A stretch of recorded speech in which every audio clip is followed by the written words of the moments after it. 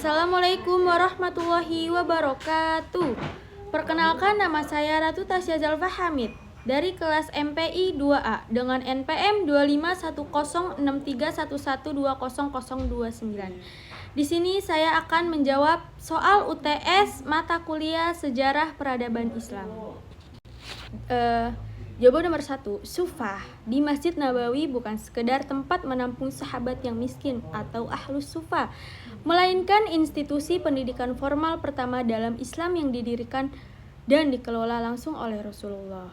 Lembaga ini menjadi pusat pencetak kader pemimpin dan dai yang kompeten dalam waktu singkat melalui manajemen pendidikan yang intensif dan holistik.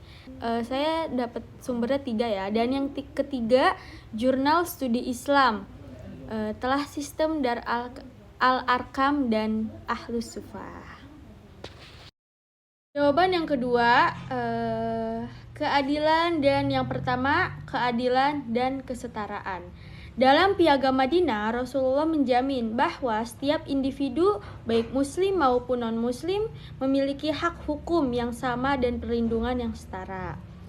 Nah, relevansi modernnya itu yaitu pengelola lembaga pendidikan harus menerapkan sistem meritokrasi, pemberian tugas, penilaian kinerja guru, serta pelayanan kepada siswa harus dilakukan secara objektif tanpa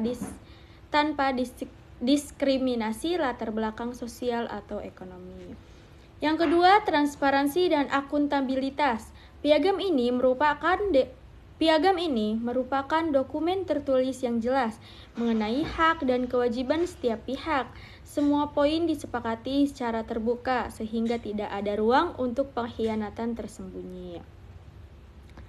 Nah, relevansi modernnya yaitu lembaga pendidikan Islam harus mempraktikkan keterbukaan informasi, terutama dalam tata kelola, atau keuangan, dan pengambilan kebijakan strategis.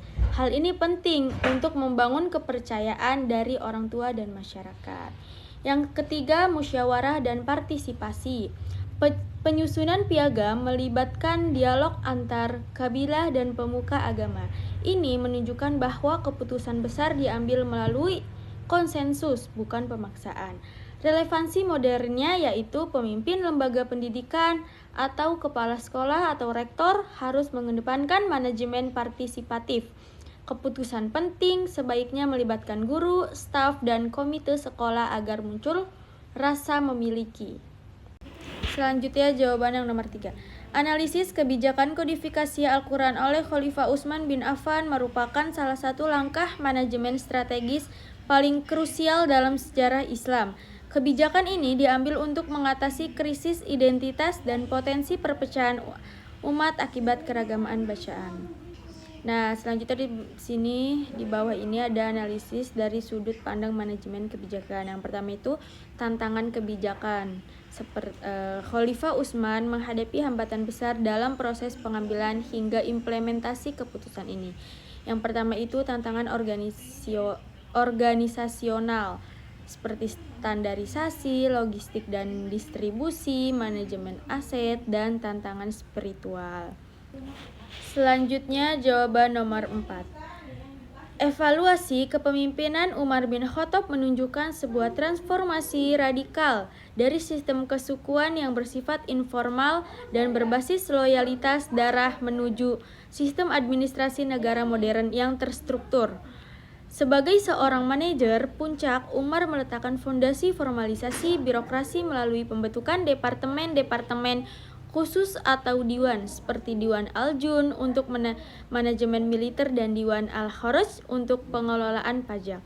Langkah ini mencerminkan pergeseran dari pengelolaan sumber daya yang serabutan menjadi sistematis dan terukur. Dalam aspek manajemen sumber daya manusia, Umar menerapkan sistem meritokrasi yang ketat dengan memilih pejabat berdasarkan kompetensi dan integritas, bukan kedekatan suku. Beliau juga memelopori kebijakan kesejahteraan profesional dengan menetapkan gaji tetap bagi guru dan pegawai publik dari Baitul Mal. sebuah langkah strategis untuk menjamin fokus dan kualitas layanan pendidikan serta pemerintahan. Kehebatan manajemen Umar juga terlihat pada fungsi pengawasan dan audit yang sangat ketat. Beliau mewajibkan pelaporan harta kekayaan bagi para gubernur sebelum dan sesudah menjabat guna mencegah korupsi yang dalam konteks modern dikenal sebagai transparansi dan akuntabilitas publik. Selain itu, Umar melakukan standarisasi administrasi melalui penetapan kalender Hijriah untuk merapikan sistem surat menyurat dan dokumentasi negara. Hasil dari sumber Ali Muhammad As-Solabi, Umar bin Al-Khattab, sosok dan kejayaan khalifah. Yang kedua, Muhammad Hussein Haikal Al-Faruq, Umar. Yang ketiga dari Ibnu Khaldun, Muqaddimah, analisis transisi sosiopolitik masyarakat Arab. Dan yang terakhir, Philip Hitti, History of the Arab. Selanjutnya jawaban nomor 5. Pergeseran paradigma manajemen pendidikan dari masa Rasulullah SAW ke masa dinasti Umayyah mencerminkan transformasi dari sistem yang berbasis nilai kesetaraan sosial menuju sistem yang lebih manajemen pendidikan bersifat populis dan inklusif, di mana masjid seperti Sufah menjadi pusat pembelajaran yang terbuka bagi siapa saja tanpa memandang status sosial. Pendekatan ini memastikan bahwa akses ilmu pengetahuan menjadi hak dasar setiap individu sehingga standar kompetensi umat terbentuk secara merata dan organik. Rasulullah mengelola pendidikan dengan semangat pengabdian di mana tujuan utamanya adalah mencetak masyarakat yang soleh dan mandiri secara intelektual. Kader administrator yang sangat cakap dalam mengelola wilayah kekuasaan Islam yang semakin luas. Namun dampak negatifnya yaitu terjadi kesenjangan intelektual yang tajam di tengah masyarakat. Ketika sumber daya terbaik dan guru-guru paling kompeten terserap ke dalam sistem pendidikan istana, masyarakat umum di masjid-masjid seringkali hanya mendapatkan pendidikan dasar yang terbatas. Hal ini mengakibatkan pemerataan kompetensi umat menjadi terhambat karena ilmu pengetahuan yang strategis. Sini saya mendapatkan sumber dari Ahmad Salabi, Sejarah Pendidikan Islam, yang kedua Abu Dinata, Sejarah Pendidikan Islam, yang ketiga Hasan Ibrahim Hasan, Sejarah Kebudayaan Islam, dan yang terakhir Mahmudun Nasir, Islam, Its Constitution and Spiritual Heritage. Selanjutnya jawaban nomor 6. Kebijakan Arabisasi yang dicetuskan oleh Khalifah Abdin Al-Malik bin Marwan merupakan langkah manajemen perubahan yang sangat berani dan strategis dalam sejarah dinasti Umayyah. Dari sudut pandang manajemen, budaya organisasi, kebijakan ini berhasil menciptakan standarisasi komunikasi di seluruh wilayah kekuasaan Islam yang sangat luas, mulai dari Spanyol hingga India. Dengan menetapkan bahasa Arab sebagai bahasa resmi administrasi negara, Abdin Al-Malik sebenarnya sedang membangun identitas korporat tunggal yang menyatukan berbagai etnis, bahasa, dan budaya lokal di bawah satu payung birokrasi. Hal ini secara otomatis meningkatkan efisiensi koordinasi antar wilayah dan mempercepat integrasi sistem ekonomi melalui penggunaan mata uang dinar dirham yang seragam. Keberhasilan manajemen budaya ini terlihat pada terciptanya kelas birokrat yang kohesif dan memiliki satu bahasa teknis yang sama sehingga mobilitas administrasi menjadi sangat lincah. Namun di sisi lain strategi ini memicu tantangan dalam manajemen keberagaman. Munculnya gerakan syu'biyah Arab dari kelompok non-Arab atau Mawali menunjukkan adanya resistensi terhadap asimilasi budaya yang bersifat paksa. Kelompok terpelajar non-Arab merasa terpinggirkan secara sosial dan politik meskipun mereka memiliki kompetensi intelektual yang tinggi. Fenomena ini membuktikan bahwa meskipun standarisasi budaya berhasil secara administratif, kegagalan dapat mengakomodasi kontribusi budaya lokal dapat menciptakan ketegangan sosial yang laten. Secara keseluruhan, dinasti Umayyah berhasil mengonsolidasi kekuasaan melalui bahasa Arab sebagai alat pemersatu, namun mereka menghadapi kendala dalam menciptakan inklusivitas sosial bagi warga negara non-Arab. Dampak jangka panjangnya bahasa Arab tidak hanya menjadi bahasa birokrasi, tetapi bertransformasi menjadi bahasa ilmu pengetahuan dunia yang kemudian menjadi modal utama bagi kemajuan intelektual pada masa dinasti Abbasiyah. Nah, saya ini jawabannya dari yang pertama Philip Hitti, History of the Arab, Ahmad Shalabi, Sejarah Kebudayaan Islam, Irapidus, Sejarah Sosial Umat Islam, Jurdi Zaidan, Tarik Al-Tamaddun Al-Islami, Sejarah Peradaban Islam. Selanjutnya jawaban nomor 7. Bait Al-Hikmah di Baghdad bukan sekedar perpustakaan, melainkan puncak dari manajemen strategis lembaga riset yang berhasil mengintegrasikan ilmu pengetahuan lintas peradaban. Dari perspektif manajer pendidikan, kunci keberhasilan tata kelolanya terletak pada 3 pilar utama. Pertama, manajemen, SDM, dan sistem meritokrasi yang inklusif. Khalifah terutama Al-Ma'mun menerapkan kebijakan rekrutmen berbasis kompetensi tanpa memandang latar belakang agama atau etnis. Para penerjemah dan ilmuwan besar seperti Hunain bin Ishaq, seorang Kristen, diberi posisi kunci karena keahliannya. Manajemen memberikan otonomi intelektual yang tinggi dan sistem kompensasi yang sangat prestisius di mana konon penerjemah dibayar dengan emas seberat buku yang mereka terjemahkan.